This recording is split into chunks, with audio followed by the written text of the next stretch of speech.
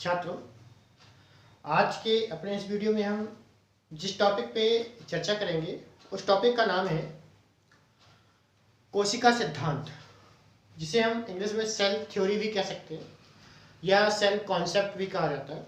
ठीक है, तो कोशिका सिद्धांत है क्या, इस सिद्धांत को किसने प्रस्तुत किया और इस सिद्धांत में क्या क्या बातें कही गई, आज अपने इस वीडियो के माध्यम से जानेंगे।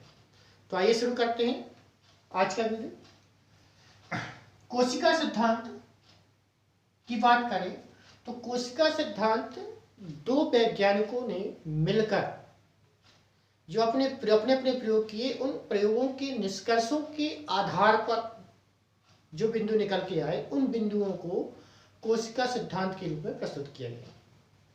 ठीक है, तो कोशिका सिद्धांत प्रस्तुत करने वाले दो वैज्ञानिक थे, एमजे स्लीडॉन 1838 और थियोडोर स्वान 1839। एमजे स्लीडॉन जो थे, इन्होंने क्या किया था कि पादप कोशिका अर्थात पौधे की कोशिकाओं का अध्ययन किया, और थियोडोर स्वान नामक जो वैज्ञानिक थे, इन्होंने जंतु कोशिकाओं का अध्ययन किया, जंतु कोशिका का। ठीक है, तो एमजे स्लीडॉन नामक वैज्ञानिक ने क्या किया था कि पौधों की कोशिकाओं का अध्ययन किया, और थियोडोर स्वान नामक जो वैज्ञानिक थे, इन्होंने जंतु कोशिकाओं का अध्ययन किया। और दोनों ही कोशिकाओं के अध्ययन के बाद दोनों ने जो निष्कर्ष निकाले, उन निष्कर्षों को संयुक्त करके जो सिद्धांत प्रस्तुत किया गया, उसे हम क्या कहते हैं, कोशिका सिद्धांत के नाम से जानते हैं। ये दोनों जो, इसको क्या कहते हैं, कोशिका सिद्धांत के नाम से जाना जाता है।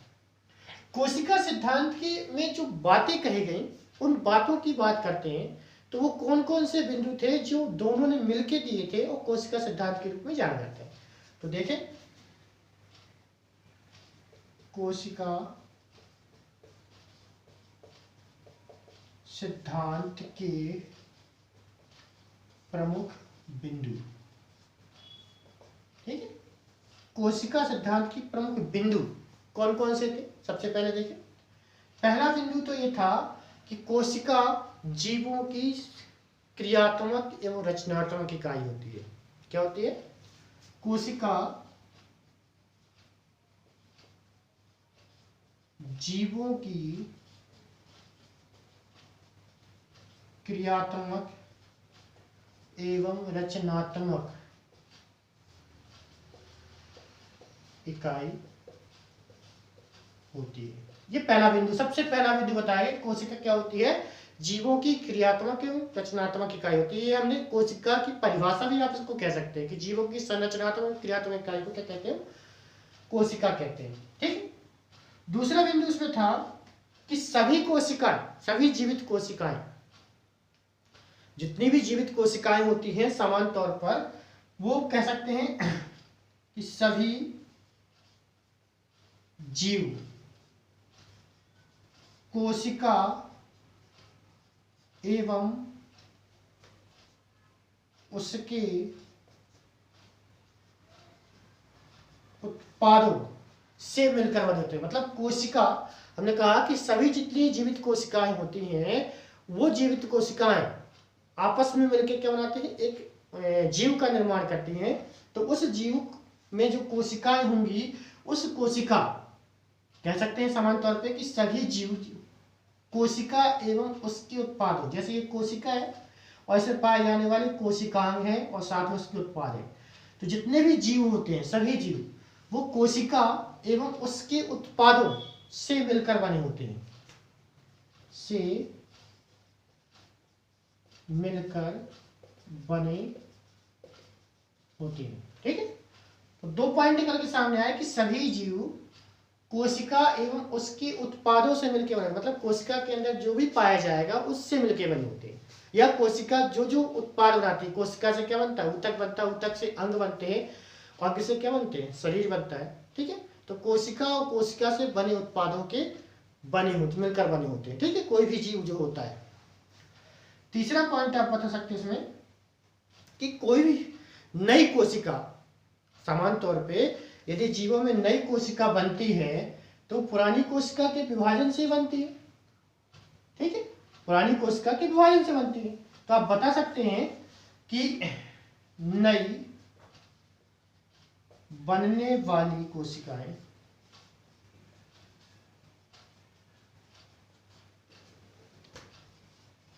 पूर्ववर्ती कोशिकाओं से बनती है। ठीक है, मतलब जीवों में यदि नई कोशिकाओं का निर्माण होगा तो पहले जो कोशिका है उसी के विभाजन के फलस्वरूप नई कोशिकाएं बनेंगी, अलग से प्रकट नहीं होंगी। ठीक है, चौथा पॉइंट है, बता सकते हैं कि कोशिकाओं में क्या होता है, अनुवांशिक पदार्थ, जिसे हम सामान्य तौर पे डीएनए या आरएनए कहते हैं। कोशिकाओं में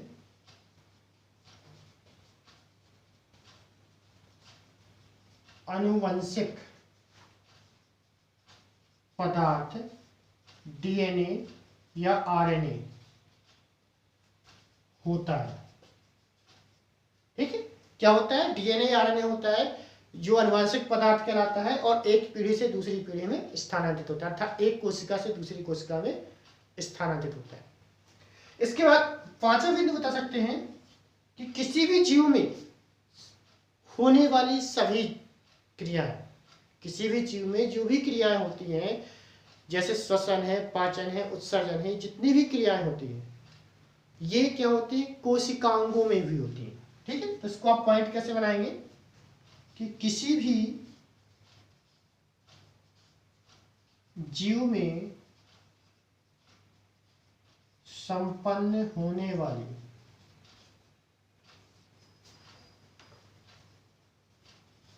सभी क्रियाएं उसके घटक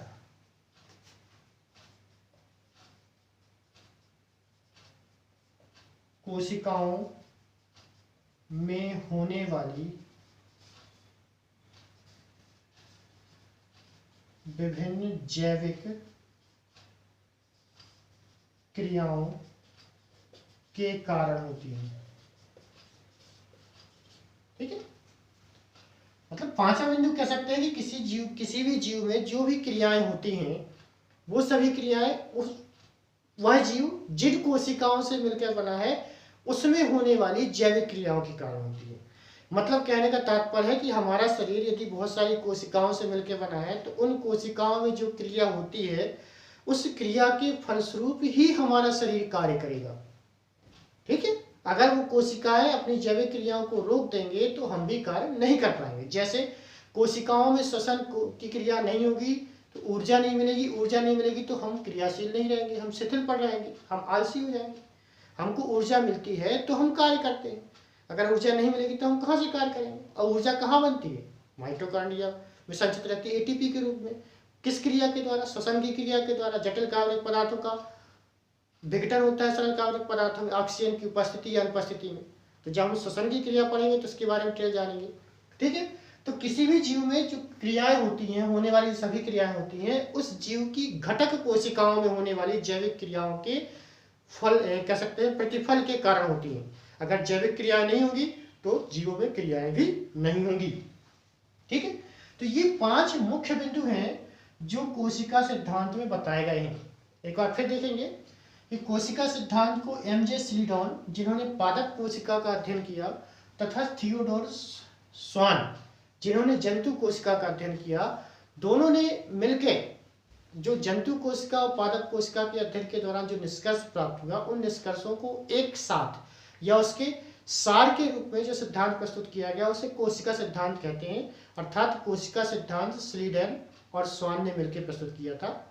ठीक है, इस सिद्धांत में जो प्रमुख बातें कही गई उससे वो देखते हैं कौन कौन सी हैं। सबसे पहला बिंदु कहा गया कि कोशिका जीवों की क्रियात्मक एवं रचनात्मक इकाई होती है, अर्थात कोशिका में जीवों की क्रियाएं होती हैं और साथ में कोशिकाएं ही जीवों की रचना करती है।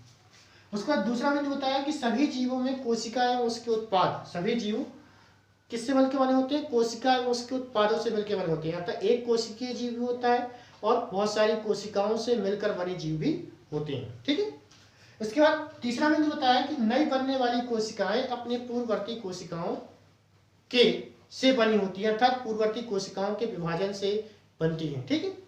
चौथा बिंदु बताया गया कि कोशिकाओं में आनुवंशिक पदार्थ के रूप में डीएनए व आरएनए पाया जाता है, जो एक पीढ़ी से दूसरी पीढ़ी में पैतृक गुणों को ले जाने का कार्य करती है। क्योंकि इन्हीं आनुवंशिक पदार्थ अर्थात डीएनए आरएनए से, या डीएनए की बात करें तो डीएनए से ही गुणसूत्रों का निर्माण होता है, गुणसूत्रों पर ही जीन पाए जाते हैं जो एक पीढ़ी दूसरी पीढ़ी में स्थानांतरित होते हैं। ठीक है।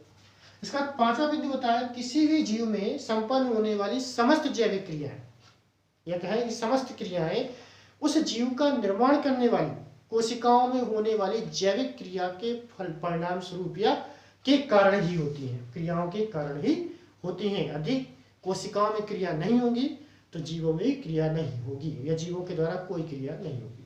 ठीक है। जानकारी अच्छी लगी हो तो वीडियो को लाइक करें, शेयर करें, और इस प्रकार की जानकारी को प्राप्त करते रहने के लिए चैनल को सब्सक्राइब करें और साथ ही बेल आइकन दबाएं। धन्यवाद।